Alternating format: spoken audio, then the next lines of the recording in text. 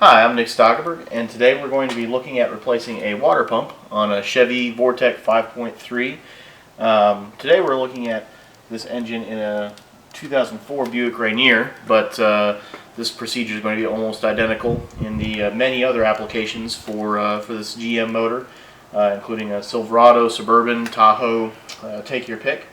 It's pretty straightforward, and it's a somewhat common failure. Right now I don't know for sure if I've just lost one of the seals or if there's a fault in the pump itself. Sometimes there will be some kind of internal pump failure and it'll start hemorrhaging coolant out of the weep hole, or sometimes one of those seals will just start leaking slowly or something like that. You can pressurize your system to find the source of the leak. I'm just going to start tearing it down, and once we get in there we're going to see obviously where the leak is, but it should just take a couple hours with a few simple tools. Let's get started. And our very first step is going to be to drain the coolant. And in order to do that, we have the vehicle lifted here, and we're just going to pop this bottom drain hose off here with a pair of pliers. And then of course you can always use the radiator drain plug. I just always prefer this. It seems like you get a more complete drain, and a couple of times I've had those drain plugs give me problems as well. And one very handy feature I'll point out here is that this vehicle, along with some of the other newer GMs, have these hose clamps, these pinch clamps that have a little notch right there, so that you can pinch them together, and you'll see it will get stuck in the open position like that, which is a whole heck of a lot easier than not having that notch there, so you'd have to pinch it open and push it back at the same time. So make sure you take advantage of that feature when you are disconnecting your various radiator hoses. And we've got that draining nicely there. And then we're also going to pull the upper radiator hose to get that out of our way and help that drain a little bit faster. And next we're going to remove the intake tube, and that's secured with just some flathead screws here, and a Torx back here. Now at this point, if you have one of the full-size GM platforms, a Silverado or Yukon or something like that, you're going to have a lot easier time here. This upper fan shroud comes apart from the lower fan shroud. You just have to remove a couple 10mm bolts here and on the other side, and a couple plastic clips.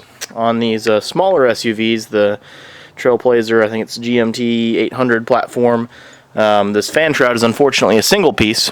So we're going to need to remove this fan first, so we can pull the fan shroud up as a whole without loosening up the radiator or anything like that. But if you have one of the full-size platforms, you'll be able to pull this upper fan shroud first, and then just move right on to this next step of removing this fan. There's a couple different ways people do this. The most common is just to have an oversized crescent wrench,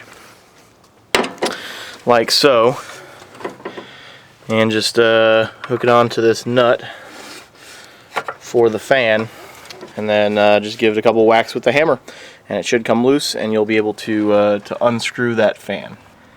Here we have broken that loose after some pounding, and we are completely removing it to remove the fan. So at this point I have the fan and fan shroud removed, which as I said on the full-size GMs is a lot easier because you just remove the upper fan shroud assembly, and you're able to then remove the fan once you've loosened that nut. And it is quite a bit trickier on the Rainier, Trailblazer, etc. with the 5.3.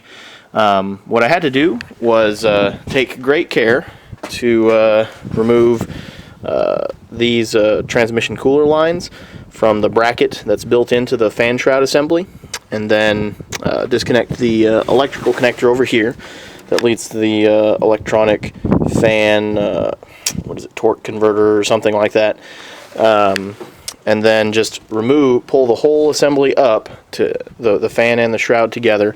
And it can get a little tricky because we have this radiator coupling right here, so you have to kind of pull it up and out and around and bend it and really put a lot of force into it. But with just some time and patience, you will get that shroud out of there, and then you'll have a whole lot more room to work to remove the serpentine belt, just everything else that we're going to need to remove to get that water pump off. And now we are ready to remove the serpentine belt, which is secured with just this pulley tensioner here, and to relieve that tension I just have a 15mm socket on a 1-foot breaker bar. You just ease that over and slip that belt off. Then after you remove the serpentine belt, you're going to remove the tensioner itself, which is also secured with 15mm nuts. There's 3 of them. That's going to give us better access to all these cooling lines down here. And with that tensioner out of the way, we're ready to remove the lower radiator hose secured by this pinch clamp, followed by the thermostat housing assembly, which is secured with these 2 10mm bolts, followed by these 2 smaller coolant hoses here. And now that we have removed the radiator hoses and the thermostat housing, we're ready to remove the pump itself. And for that we just need to remove these 6 10mm bolts here and here. And we can do that with just a plain old ratchet extension socket. And here's our quarry, the water pump, and the associated seals.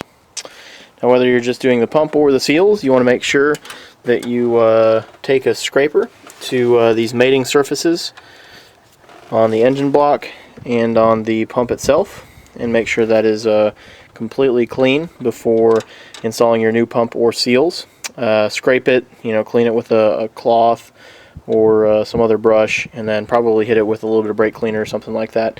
Make sure we don't have any opportunities for a new leak after we get everything put back together.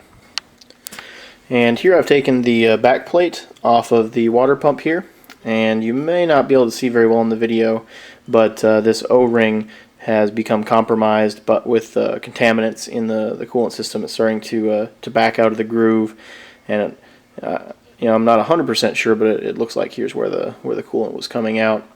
In your case, it could be the seals that go here or the pump itself. In my case, all the little fins there. Vanes look fine in the pump, but whatever the case may be, reassembly is going to be pretty straightforward, just the opposite of disassembly. If you have any questions, feel free to post them on the video, and I will do my best to answer. Thanks.